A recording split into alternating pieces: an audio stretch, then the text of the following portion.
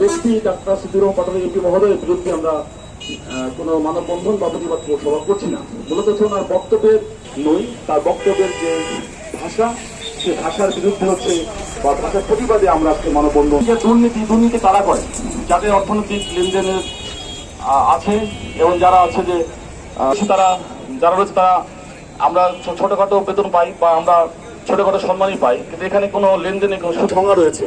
যদি বলে যে হ্যাঁ সাংবাদিক কিছুটা কাজ করতে গিয়ে ঘুষ খায়, তাহলে ঠিক আছে, ঘুষ এবং দুর্নীতি কিন্তু দুঃখজনক মানে কথা। যদি উনি সুন্দর করে উনি আমার ফেসবুক লাইভে এসে উনি এই বিষয়টা নিয়ে কথা বলেছেন এবং দুঃখ, এটা সত্য কথা। ওনার প্রতি সম্মান রেখে বলি, যদি আমাদের বাস্তবতা যদি বলি যে দুর্নীতি, এটা থেকে দুর্নীতি বলা যাবে। অথচ দেখেন যে কোটি কোটি টাকা রাস্তা নির্মাণে দুর্নীতি আমাদের সম্মানিত এমপি মহোদয় বক্তব্যে